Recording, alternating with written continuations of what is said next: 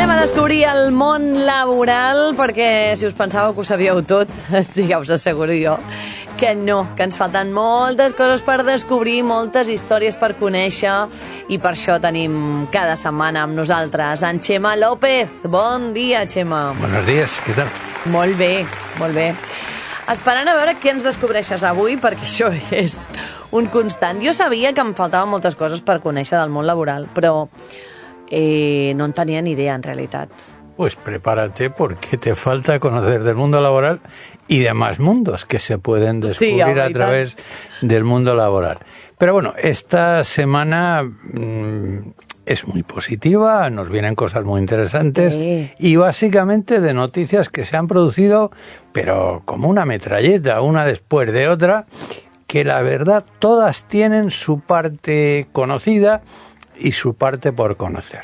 Empecemos. A ver. Mira, la primera de todas fue que a nuestros funcionarios públicos les han subido el sueldo. Bueno, les van a subir. Les van a subir, sí. Representa, sí. Un 11% a lo largo de los próximos 3 años, contando con que este 2025 hay un 2,5%, ligeramente por debajo de lo que va a ser la inflación, todo hay que decirlo. Vale.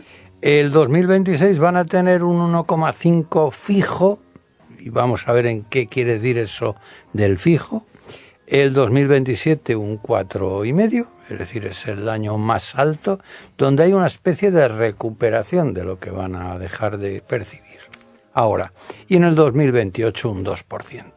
En total un 11%, no está mal, pero lo más importante no está en el tema económico. Lo más importante para mí es que se han afrontado en este acuerdo una serie de temas tremendamente interesantes. Por ejemplo, pues la formación a través de un plan de competencias digitales, que yo creo que va a ser muy interesante porque no solamente el efecto que tenga en los grandes ministerios, sino el efecto en cascada que pueda tener en otras administraciones que no tengan esta sensibilidad, que no tengan medios o que los equipos de gestión, que son normalmente los equipos políticos, concejales y demás, pues no tengan la sensibilidad por ir hacia avances nuevos, hacia cosas que se necesitan.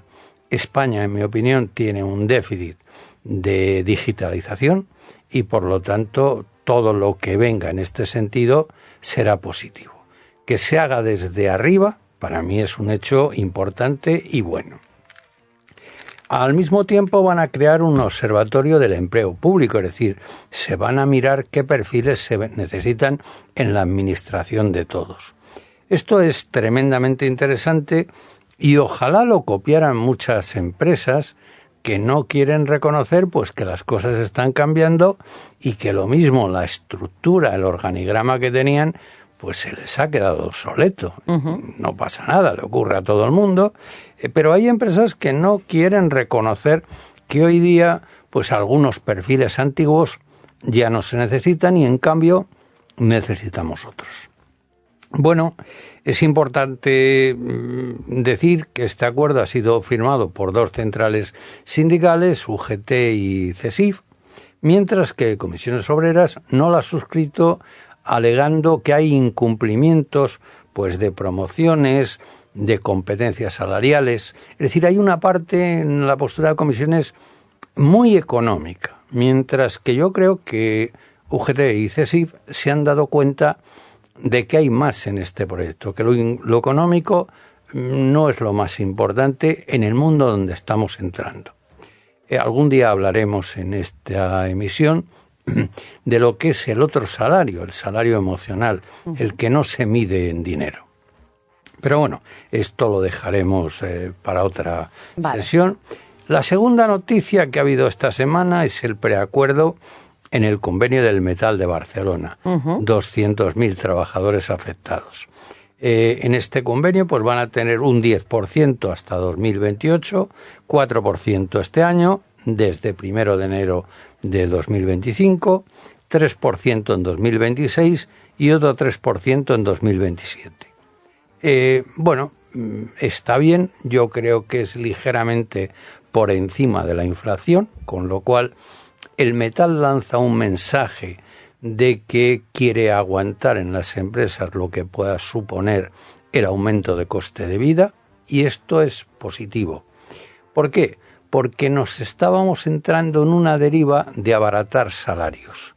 Y abaratar salarios significa pobreza general para todos. Exacto. Se beneficia el que negocia con lo que falta.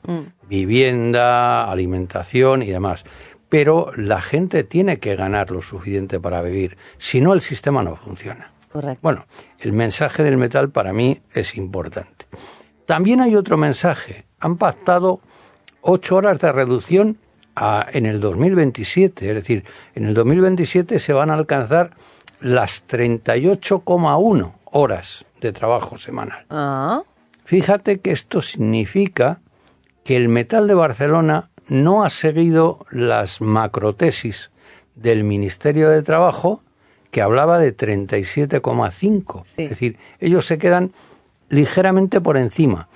Y para mí es un mensaje de sentido común. Es decir, no podíamos pegar un salto que pusiera en peligro pequeñas empresas. Claro. Y en el metal hay muchas.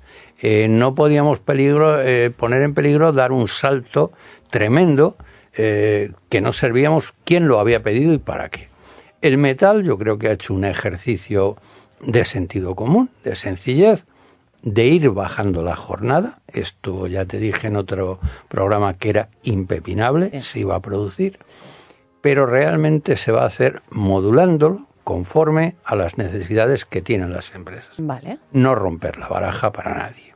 Y yo creo que ha sido mucho sentido común tanto la parte económica como la parte de reducción. Enhorabuena a quien negoció este convenio, que ha tenido por primera vez una huelga desde hace muchísimos años, que hubo una movilización de trabajadores, pero que al final se está imponiendo la cordura. Y por lo tanto, este es un hecho también positivo.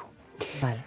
La tercera noticia tiene que ver con que aumentan las pensiones el año que viene un 2,5%. Y aquí yo creo que lo importante es señalar, contra lo que dicen las grandes mentes, que el gran debate no es si las pensiones tienen que salir insuflando nuevos trabajadores, trayéndolos de donde sea. Això diuen, sí. Pero estos son los pensamientos de los grandes cerebros, el director del Banco España, o como se quiera llamar, que a mí me da la impresión que estos grandes cerebros realmente de grandes no tienen nada. Lo digo con toda la sencillez del mundo.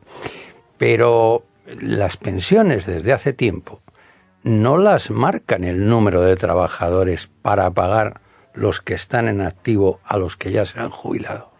Hay otra economía, la de los robots, la del comercio, la de la hostelería, que no funciona en base al trabajo que hacen las personas que se dedican a ello, que se negocia en base pues a la cultura, los restaurantes, el ambiente, las playas, las nuevas tecnologías, y esto tiene poco que ver con las personas que trabajan en ese sector, tiene que ver con otros condicionantes. Claro.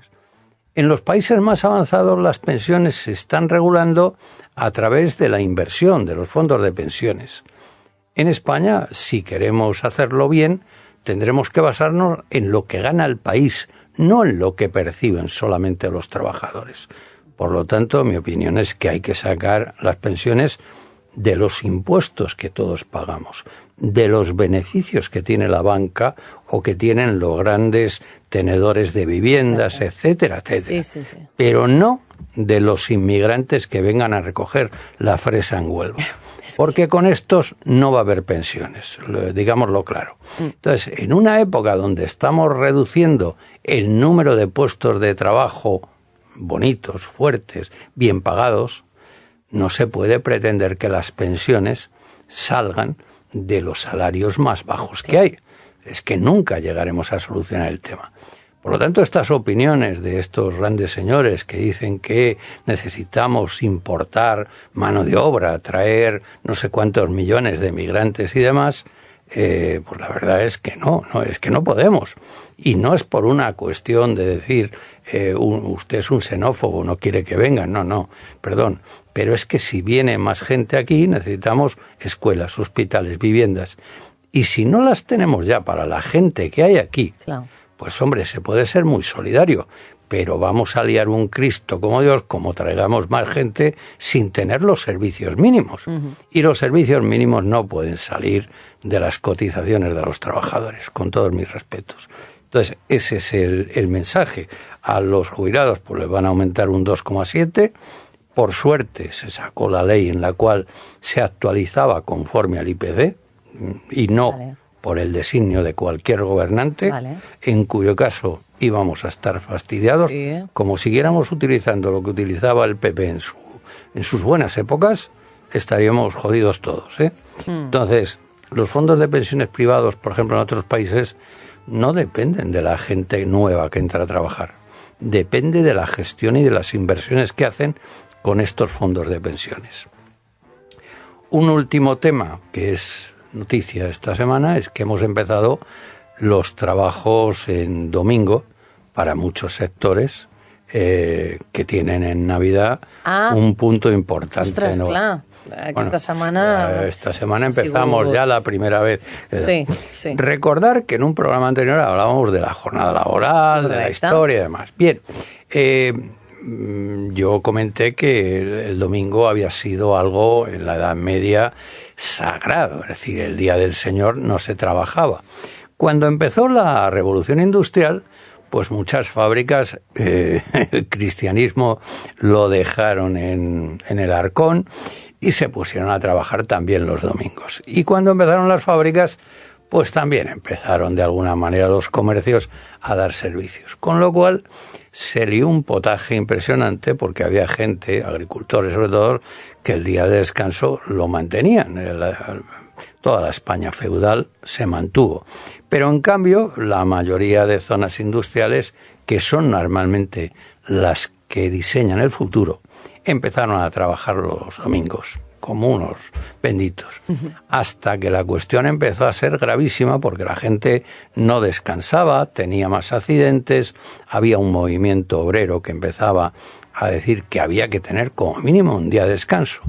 Y se juntaron sociatas con empresarios, es decir, sociatas con religiosos. Los empresarios decían que no, que había que trabajar todos los días. Y bueno, allí hubo una tensión hasta que al final, al principio del siglo XX, en el año 1903, empezó a redactarse la ley, las votaciones, y en 1904 el gobierno de Maura decreta que los domingos no se puede trabajar, exceptuando varias cosillas. Por ejemplo, la minería, por ejemplo, la siderurgia, porque tenían que trabajar en continuo, pero prohibiendo las tabernas, los restaurantes. A estos sí les dejaban trabajar porque, claro, algo había que comer en el tema. Pero, en cambio, los periódicos, por ejemplo, prohibido trabajar el domingo. Por eso el lunes después no salían periódicos y durante la dictadura solo se admitía que saliera un periódico, La Hoja del Lunes, y los deportivos, que el deporte calma a las fieras. Por lo tanto, hasta 1980 todos estuvimos a dieta con el tema de la información. En fin, hubo muchas cositas de estas y demás. Cuando se produjo esta ley, pues hubo protestas, porque claro, los obreros, que eran unos vagos y unos sinvergüenzas según los patronos, pues ¿qué se iban a hacer el domingo? Que no tenían nada que hacer. Pues irse al bar. Claro. Y entonces, bueno, se cogían unas melopeas. Había señoras que escribían a los periódicos, ya me dirás tú, lo que iba a escribir una pobre mujer que casi no la habían dejado ni ir a la escuela. Claro. Pero bueno, algún cura redactaba de vez en cuando estas cartas, como la señora Fortuyn, famosa, en la cual de alguna manera pues la señora decía que su marido, que era un buen trabajador, normalmente los domingos trabajaba y cuando llegaba a casa rezaban, comían algo y tal, de vez en cuando bebían, pero ahora con la nueva ley de descanso en el domingo, pues iba por la mañana a la taberna y se gastaba todo lo que había ganado trabajando de lunes a sábado. Bueno, pues con esta broma se protestó muchísimo porque ¿qué iba a hacer la gente? Emborracharse, juergas y demás. Esto fue una campaña parecida a las que se hacen ahora con el tema de los emigrantes y demás, donde se contaron mentiras, no, lo siguiente, y de alguna manera pero bueno, al final se impuso la cordura, el domingo se dejó de trabajar, las tabernas continuaron abriendo el domingo. Hay una anécdota, las tabernas como tal estaban prohibidas, los restaurantes no. Entonces, para solventar esto, todas las tabernas se pusieron a ofertar tapas, bocadillos, platillos y demás para que se pudieran considerar restaurantes. Claro. Bueno, pues ahí se instauró un poco más la costumbre de la tapa, de salir los domingos para ir a tomar algo y demás. Y el domingo se quedó sin trabajar. ¿Problema que tenemos ahora? Pues que durante unos cuantos años, sin querer decirnos las verdades, lo prohibíamos para los nacionales, pero no lo prohibíamos para gente que venía de fuera.